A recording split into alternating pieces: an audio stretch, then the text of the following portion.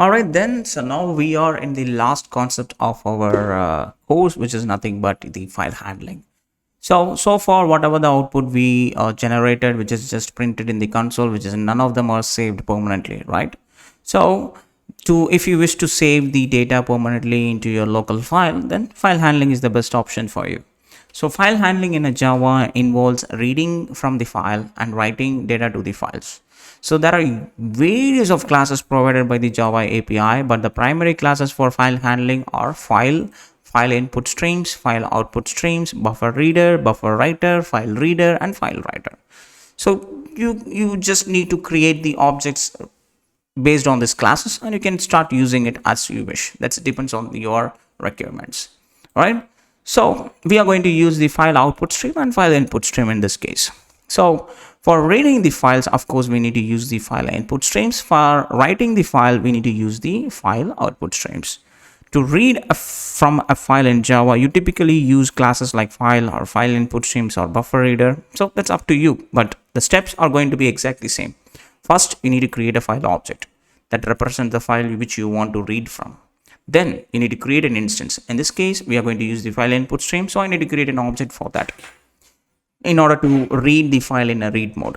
Then wrap the file stream in the buffer reader, right? We need to wrap it inside the buffer reader object that allows us to read the data in a more efficient way by characters from the file, right? Then we have to do exactly the same stuff what we did in the write. So now we are going to write a program to write the data into the file. Then we are going to write a program to read the data from the file. So let's create a file first. Now let's say write example.java. That's the class. All right. So inside here, I'm just going to say public static void main, open the string arguments. All right, now this should be wrapped inside the try and catch. And here I'm just going to say system.out.print.e.get whatever the message it's been raised that needs to be printed. And I need to bring the finally block system.out.print file closed or something. So every time whenever you are opening a file, you need to close the file, right? So we can close that file object in the try, or you can close it by yourself inside. Since we are not using the database connections and all those things, I can simply ignore the finally block over here, but it should be inside the try and catch block. So first what we need to do, we need to create the file object. So file, let's say output file, that's the object name which we are creating, file output file, which is equals to new file. So from the current location, I'm going to say data.txt, right, which is going to be, so of course we need to import the file, right? So over here, I'm just going to say import java.io.start. So which literally all the packages, all the classes, whatever we are trying to do, everything is going to come from this input and output package. Either you can import all the specific classes separately, or you can directly import it by using the star over there. So now we created the file which is necessary for us. Then what I need to do is I need to create the file output stream. That's a class which we are going to write the data into the file. So file output stream is equals to file output stream. That's the object that we are generating for that class. And I'm going to say new file output stream. Then inside here, I need to supply your file information, which is nothing but your output file. On this file only we are going to write the data. So file output stream needs to be navigated through the BufferedWriter. So I'm going to use the BufferedWriter in order to get the seamless, efficient work, right? So that's the reason we are going to use the BufferedWriter, which is coming from your same package. And I'm going to create an object called BufferedWriter is equals to new BufferedWriter. Then I need to say new file writer class. I'm going to use the new FileWriter class, and here I'm going to supply my output file at the end, semicolon. So this is how you need to navigate your path to write the data into it.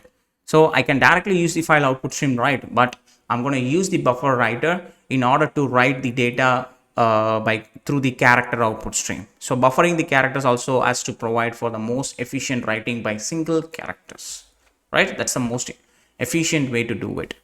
So let's use the buffered writer object and call the write method. Then you can supply the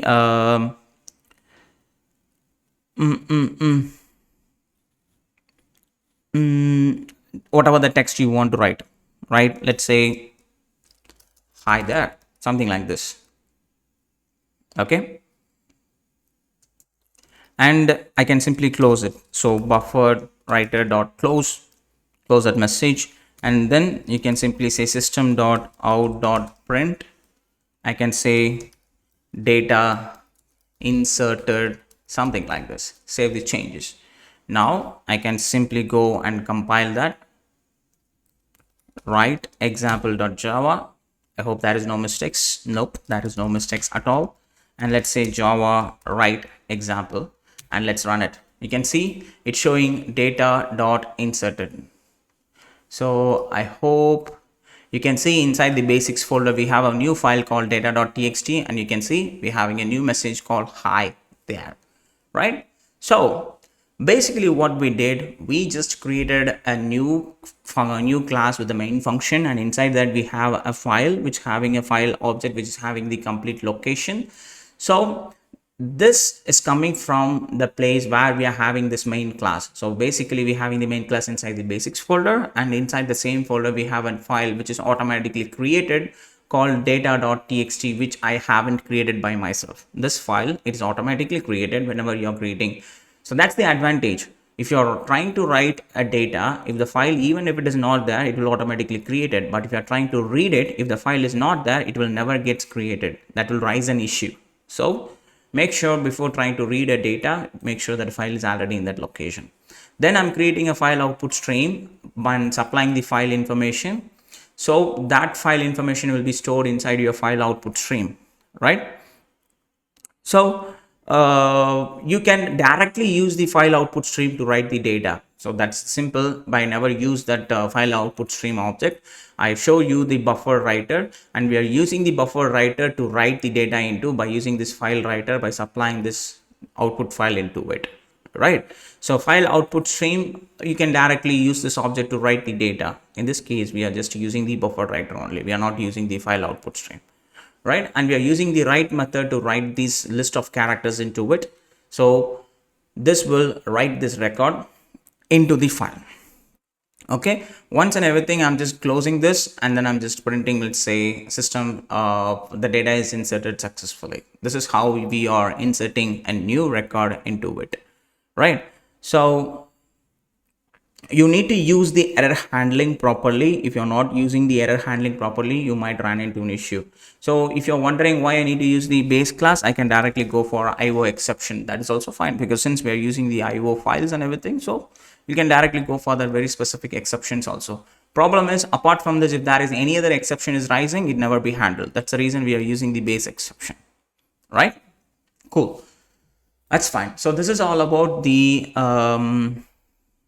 writing the data into the file, and now all we have to do is to go ahead and read the data from the file.